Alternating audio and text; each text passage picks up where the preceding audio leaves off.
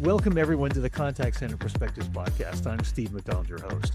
Today, we have a very interesting guest on, Ken Mogensen. Now, Ken, you're the head of sales and marketing for Sneed Coding Solutions. And as a part of that whole responsibility, you also have the support function that you're in charge of. And we're going to be talking today about how we're working with our BPO partners and how important that is. And to the point where you actually work with BPO partners as their frontline sales and a lot of the territories that you're operating within. That's a lot of trust. That's a huge partnership. That's a levels away from the traditional ways that the industry still thinks about customer support and BPO services as a low cost as the number one thing, right? But you have to trust somebody if they're going to be doing sales for you. And such an important part of the customer support operations. That's what we're going to be talking about. But I'd love to know a little bit more about you. Just in our conversations, I've learned some really interesting things that you're actually Danish and you just recently got your dual citizenship. So congratulations on that. I'd love to know a little bit more about your background, professional, personal. You got an F1 racing interest in mind. I'd love to know more before we dive in, just a minute or two on your background, please. Sure, Steve. Appreciate it. First of all, I want to thank you for inviting me and finding me to be interesting. It's always I think a bit of a compliment that somebody thinks you're interesting enough to bring on their podcast and have you fill in time and have their audience listen to you. So thank you for having me. And yeah, like you said, I am Danish by birth. I was born in Denmark. My family moved to Texas when I was rather young. I think I was in kindergarten. I was 5 years old when we moved here.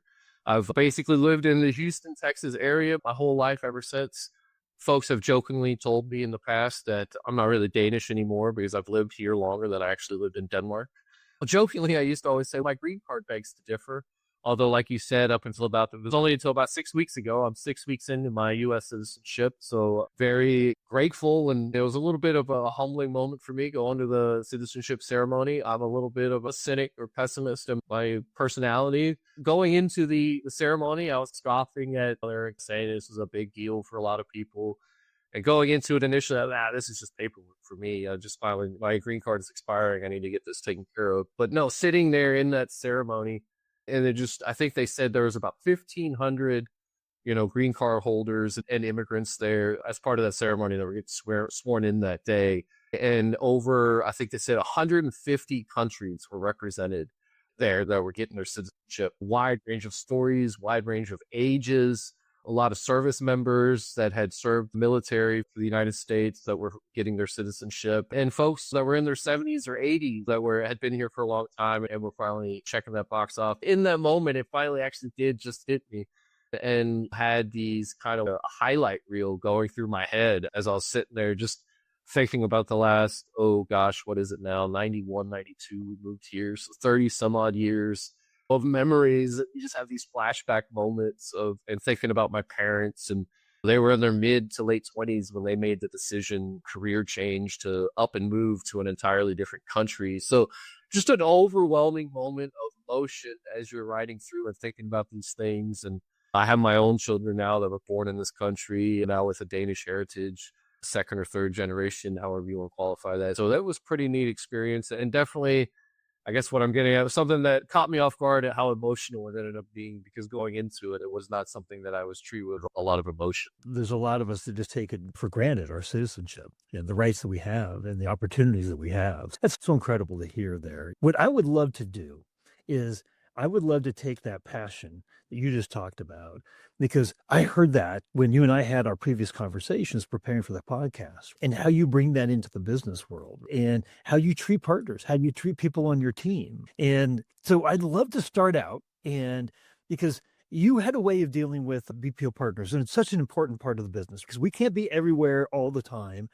But we need people that we trust. We need people that we can trust in the relationship with the most important assets that we have as a company, which is the relationships we have with our customers. You talked about treating your BPO partner as a direct report. And I wanted to uncover that and understand more about what you meant there. Sure. I think that ultimately actually maybe comes from my boss, our CEO, founder, and owner, Brian Sneed. When he looks at our org charts, first and foremost, we're a small company. We have a global reach. We have subsidiaries in UK, Australia, Now Mexico, we just soft launched in Mexico and getting ready to launch in the European Union. The big part of BPO for us was as we looked at our global scale in terms of coverage, what are our options and how do we cover Australian time zone when we're a small team? We're 12 employees here in Spring, Texas, just north of Houston. And so how do you cover those time zones and make sure that we're looking to replicate our business model in the US into these new markets that we're entering? And so how do you do that at scale? Into entering these markets as a startup, every dollar spent is a matter of efficiency and ROI, and where's the best spend on this dollar, and how do you get best coverage? And so to tie this back to your original question, I know I'm rambling a little bit. When the owner looks at our org chart and he's got this, I think there's something out there that says any given manager or VP or leader should never have more than, I think, 5 to 7 direct reports. And then it maxed out in terms of productivity. And so when he looks at the org chart, he counts our BPO that we utilize for our customer service, sales inquiries for the phones and chats. He looks at that team as basically one direct report. Now there's a team of agents there, but I have one point of contact that oversees that team. And so when he looks at the org chart, aside from my direct marketing reports and our internal salespeople, that BPO organization is basically lumped in his view as a direct report and gets treated. Their performance is a direct reflection on my performance and ultimately the company performance. Hopefully that kind of was a roundabout way of answering your question. Yeah, well, I love that because, that we treat outside organizations like sometimes we can point the finger and say, yeah, these guys aren't working out, or this is like a problem area, but when you're looking at that as a reflection of you and your performance. Ultimately, the CEO of your company is going to look at you and he's going to say, Ken, how is the job getting done? Are we doing what we need to do? And so you look at it that way, it's vital, that relationship. So what are the kinds of things you even think about, knowing the kind of context and that kind of importance? How do you vet a BPO partner? Like, what are the things that the criteria of what you think is important to get a new BPO partner in to do that kind of a job? Vetting the partner, finding the right partner, like I said, we must have found the right one because it's lasted this long. And so what you're looking for is how do they train? How do they disseminate your information and your product information, your policies, procedures, different things? So they go about imparting that information upon the team that's going to be working for you. And then in terms of how do they train, does that align with how you train? And is there any flexibility there? So with our product line, our market, our customer profile, it's a little bit niche. It's B2B and not B2C. I think that's an important difference there in terms of how you manage those relationships or how you communicate with the customers ultimately. Because you're talking about people that are dealing with bottom lines. So they're not necessarily dealing with, oh, my TV's not working right now and I can't watch my favorite podcast. You're dealing with a production line manager whose equipment is down and he needs a solution because he's losing $5,000 an hour and the operations manager is beating down his throat. So making sure that there's a good understanding of that profile, that the BPO partner that you're choosing is comfortable delving into that realm. A lot of contact centers, a lot of phone center type stuff is probably, I think most people think about it's B2C. Having a full understanding for how they train their agents and then the flexibility of how they train, and getting back into how niche our product lines is, not just the personality profile or how you talk to them, but also our specific products. It's not a cell phone. It's not a B2C product. It's not a TV. It's very unique equipment that has very specific parameters around how it operates, what it will do, what it won't do. So we really need these agents to be able to have a good understanding, comprehension around this, because the types of phone calls that they're fielding or getting are going to be questions from production line manager at some kind of food production company that's, hey, I need this piece of equipment for my factory and I need it to be able to do this, that, A, B, and C. Can yours do A, B, and C? So that training is just so crucial. And what we ended up doing was doing a hybrid, a little bit of where typically their default would be to lead train the trainer, and then they have their trainer do their internal training. We did a combination of that. I did some initial training with that person, but also did the group training. And I think that's important because in terms of any kind of questions that come up, it's really important that I can do my best to train their trainer. but they're going to have some questions that are probably only I'm going to be able to answer. So them allowing me to take part in that training of their team definitely was a huge thing.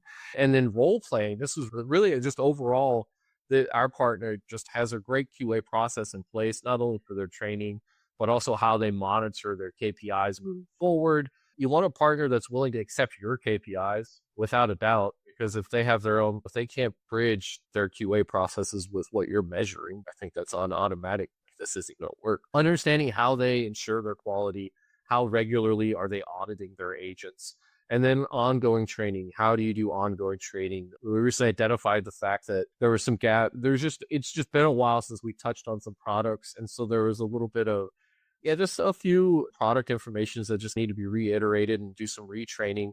But having a proactive partner that when you're reporting issues that you're seeing or reviewing quality, or I don't know if I like this response or that response, we need to do better here. And then having that partner having their own systems in place for how to address those and then take corrective measures and corrective actions. And then also their structure and organization is quite crucial. So the way that they're set up is we have a team of agents that cover for us 24 hours a day. So our internal team covers our business hours. And then, anything outside of business hours, Saturday and Sunday, our BPO handles that for us. So they have a team that basically are on shifts that rotate so that they can cover that 24-hour span. And then they have a team leader that is our primary point of contact that then is responsible for dispersing, as opposed to like, now I got to keep 6 people in mind. How do I communicate with 6 people? How do I train 6 people? I just have one point of contact, and then they're running that team internally. And then not only do they have a team lead, they also have a performance analyst or a QA person. I don't know, I'm not quite sure but that is literally going in on a monthly basis and doing random audits of phone calls and random audits of chat. And the grading rubric that they have in place for how they grade, they grade product knowledge, they grade grammar, they grade linguistics, because we're dealing with an international team of agents that are responding to native English speakers. So we want to make sure that they're speaking very clear English. So there's just the grading rubric reminds me of being in college. They send it to me on a monthly basis. Here's the scores and here's what we've identified. I've jokingly shown it to my internal sales team, and they do a great job. I don't want to not. I'm not trying to say they don't, but I jokingly tell them, watch out, or I'm going to start grading you guys like our BPO grades their agents. And it'd be curious to see how, if I did an audit once they do their audits, and what kind of score you guys would get. So there's a lot there, but yeah, it's just getting a full understanding of how they train and then how they maintain that knowledge base, and then continually to grow that knowledge base. And then monitor how that is translated into actual performance or conversations with your potential customers or even existing customers. I love that you focus right out of the bat on agent training. And in the age of AI, where the easier conversations and questions are going to be handled, and the agents are more and more turning into consultants, really, where they have to have a higher level of understanding and be able to have that, not only the knowledge of the product, but the knowledge of the industry, and be able to play that sales role. That's a heavy lift. The question really is, it's not just training, and you gave us some of the secret sauce here, but you're training as if they were an internal sales department in a lot of respects. So I just love to know some of your secret sauce around that and how you do that. Yeah, I can't even claim to have the secret sauce. Honestly, it's our partner that really have a really firm structure in place. The organization level, the responsiveness and everything is just spot on. And I can't even claim to take too much credit for that, other than finding them and making the decision to go with them. I'll take all the credit there. And one other thing, this is something that's hit me recently, and I guess this was something that I did during the vetting process without really realizing I was doing it. So I mentioned to you during our pre-call here before we started recording, our company runs on EOS. It's the Entrepreneurial Organization System. It's basically the way I describe it. It's like a Windows OS, but for your business. You think about resource management or how your operating system runs your computer. That's what this does for your business. And I'm reading this book that the founder or creator of is a gentleman by the name of Gino Wickman. He wrote a book. He's written several books, but one of which is called EOS Life. And it just expands upon the EOS principles and how you can apply them to your life. But one of the things he talks about in there is not just applying. So one thing, core values. This is what I'm getting at. Core values fit. So we talk a lot about that within our organization, within our business. When we hire people or we're looking for people, the one of the, not just the skill set for the position, but another critical component is, are they a core values fit? So we have our 6 identified core values for our company. And so we look at any potential new hire. Do they have, not necessarily all of them, but do they have more than half of these core values? Are they going to be a fit in our culture?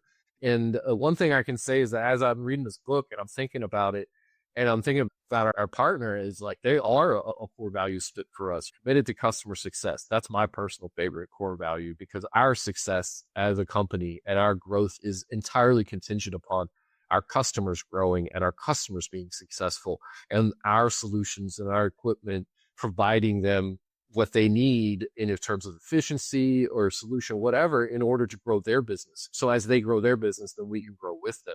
And our business partner definitely has that same belief, not only in that they believe in our success, so they champion our success by helping us to be successful, but then also they're championing our customers' success. So it's almost like a two-way, they're taking that all the way down to that level.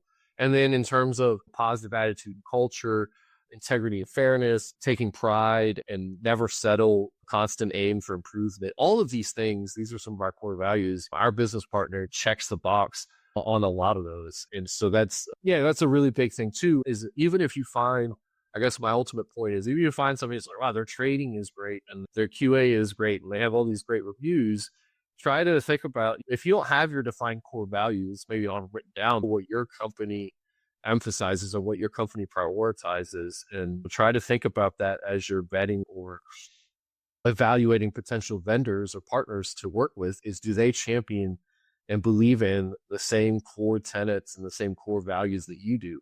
And if they don't, then maybe it's not everybody is important. It's okay. It doesn't make them a bad person. They're just maybe not the right fit for you.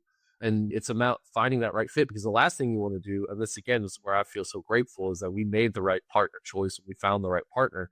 So we are, like I said, in our 3rd year or so now, and there's been hiccups, and that's okay. Nobody's perfect. Even my internal sales team, sometimes they make a misstep or they, whatever. And then it's just a matter, okay, this is a learning moment. This is how we handle it. And we move on from there. And so even though you want to just make sure that they're, not only do they have their ducks in a row organizationally and the way that they do control their quality and training, but are they that core values fit, and do they value the same things that you do?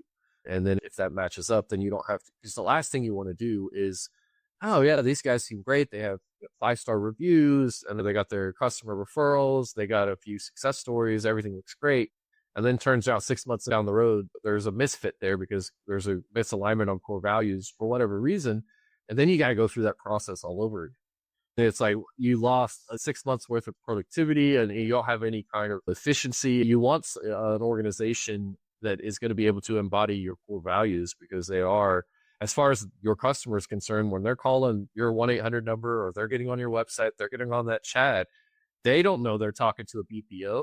They don't know that they're talking to an outsourced agent. In their mind's eye, they're talking to your company. They're talking to a representative for your company. So you better be sure that that person or whoever is on the other end of that understands what your company is and what your company stands for. There's a lot of what you're talking about here feels like we talk a lot in the industry about a cultural fit. They have to have the right cultural fit. And the core values is a huge part of that. Another big part of that, though, is you talked about it earlier in terms of them having the flexibility to set goals. They'll have their KPIs on their way of tracking, but be open and willing to look at how you want to look at the business and how you want to track KPIs. That lack of flexibility sometimes is what the BPO industry is known for. How important was that part of the decision making? That the way that you judge, you evaluate. No, absolutely critical, of course, because at the end of the day, we have a few, it's not even like we have that many. I don't think they're unreasonable.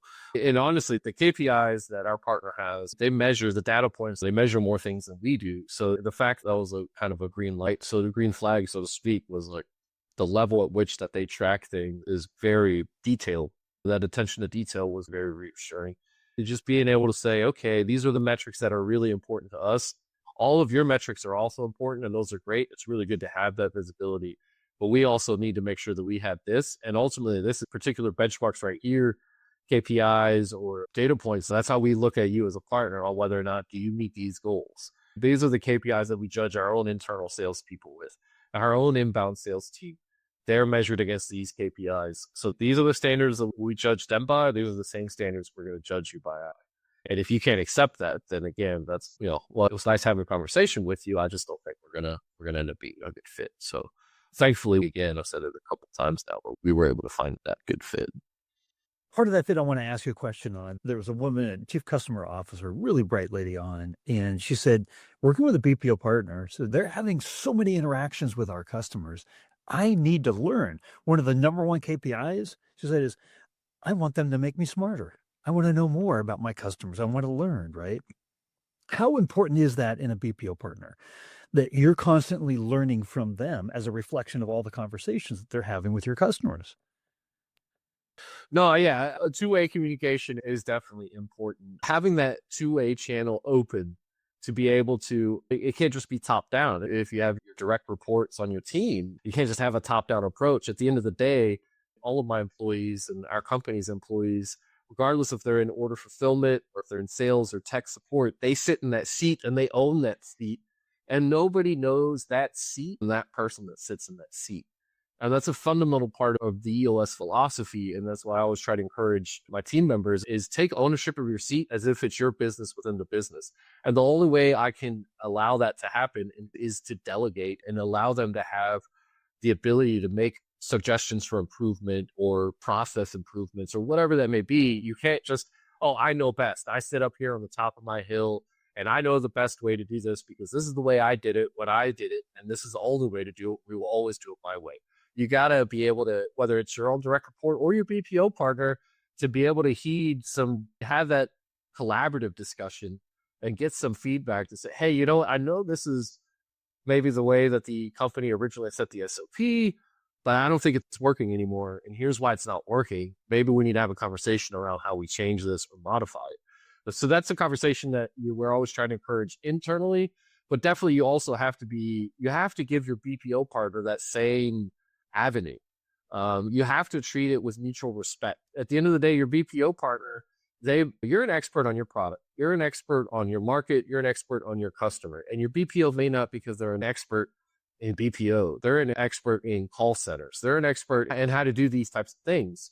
So allow them to voice their expertise and share their expertise with you as opposed to having your head in the sand and saying, no, this is the only way my company wants to do it. But maybe there might be a better way out there of doing it. And maybe ultimately, if you have that kind of approach to your business partner, it comes back to what we started this conversation with, Steve, about treating them as if they're your employee.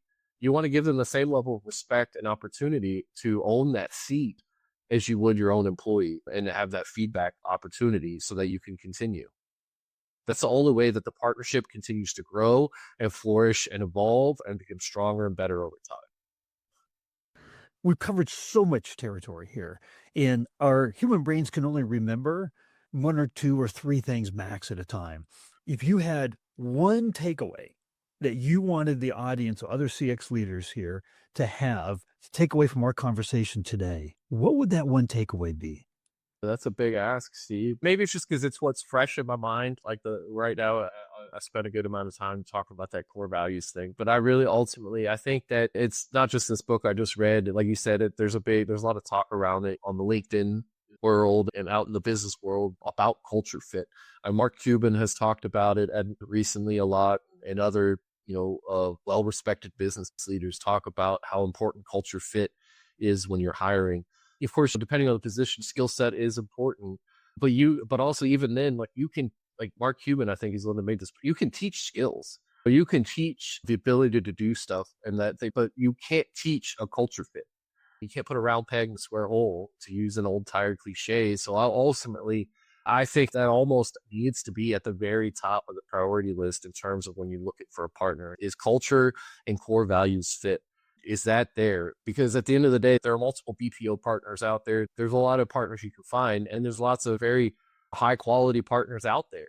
So you're going to find one that has a culture fit. You're going to be able to find one that also has the skill set and is able to deliver for you. But I would just say you can't force culture. You can't force that core values fit. So I would really again, maybe it's just because that's what's fresh on my mind right now. And that's a lot of what's been on what I've been thinking about. So that's influencing my answer to your question. But I do believe that is just something that you really have to, you can't, even if it's not the most important thing to you, you definitely can't ignore it. It has to be part of your process. I love it. The mission of this podcast is to bring executives like yourself together. And we all have our own unique perspectives and insights and background, and what's worked and what hasn't, what we had to retry and who we're working with. But if we can bring it all together and we can share what's worked, then that's the rising tide that lifts all boats. And that's the mission of the podcast is how do we each share so that we can make all of us more successful? And I think you've just done a fantastic job of that today. I just wanted to say thank Thanks, you Steve. for coming on. Yeah, absolutely, Steve. Again, like I said at the beginning, I was humbled to, I know it took us a while to finally get on camera. We had our preliminary meeting a few months back, dare I say almost a year ago. So thank you for staying on me. Again, you think I'm worthy of talking to and sharing with the audience. So thank you.